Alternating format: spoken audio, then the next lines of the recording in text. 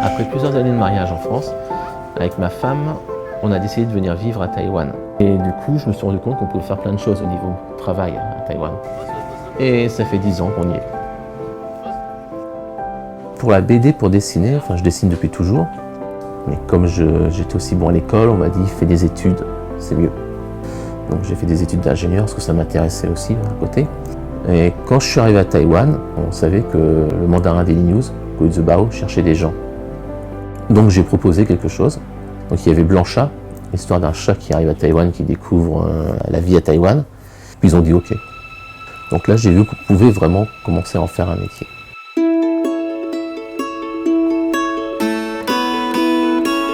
Avant de venir à Taïwan, donc je travaillais en France, j'étais ingénieur pour le groupe Thales dans l'industrie militaire. On travaillait sur des logiciels pour aider au contrôle du trafic aérien d'un point de vue militaire. Quand on est venu à Taïwan, ça peut faire peur de dire qu'on va changer de vie, tout abandonner. Quand j'ai travaillé, je travaille dans une entreprise qui était internationale. Donc quasiment toutes les semaines, tous les mois, je rencontrais des clients étrangers.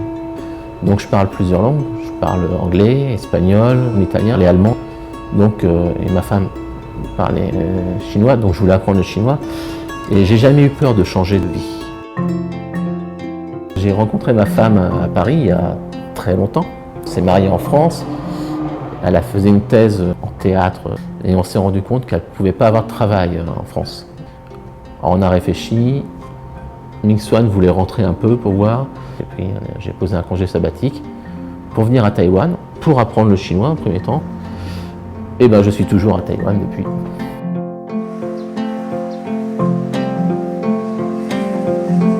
L'histoire de la maison, c'est qu'elle appartient en fait au grand-père de ma femme qui était vendeur de vélos, qui a 4 maisons. Et en fait, la première partie du fond, là, c'est la plus vieille, ça date de 1939. Un jour, elle m'a emmené ici. Et la première fois que je suis rentré, j'ai pas compris comment ça avait été fait.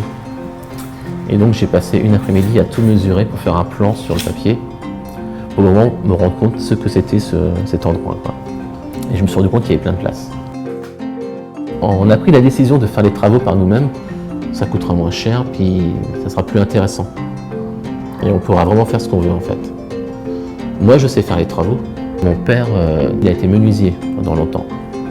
Et tout petit, quand il faisait les travaux dans notre maison, il m'a toujours appris, montré comment il faisait.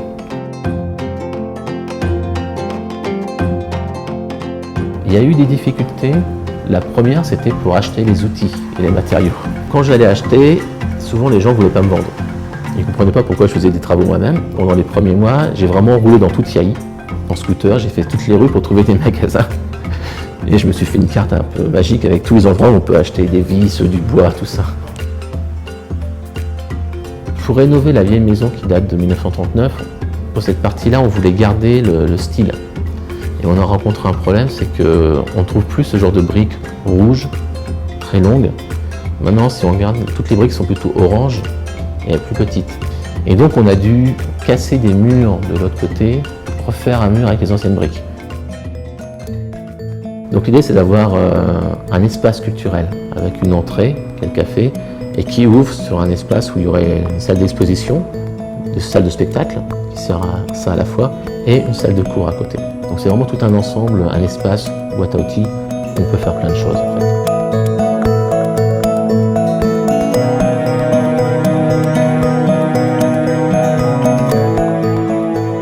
L'avantage de la bande dessinée, c'est que ça nous force à regarder les choses. En fait, quand on veut dessiner un objet, ou dessiner quelque chose, il faut comprendre comment c'est fait. Donc souvent, on passe beaucoup de temps à regarder. Dans la vraie vie, quand on est à l'étranger, ça aide aussi. Parce que quand on arrive dans un pays qui est complètement différent, du coup, ça aide à ne pas avoir peur et à se forcer à essayer de comprendre les différences culturelles. Cela fait déjà 10 ans que je suis ici et j'ai l'impression d'avoir à peine commencé tout ce que je voulais faire. Quand je vois toutes les envies que j'ai envie, tous les projets que j'ai envie de faire, je crois qu'il va me falloir plusieurs vies et me transformer en chat, quelque chose comme ça pour pouvoir en profiter.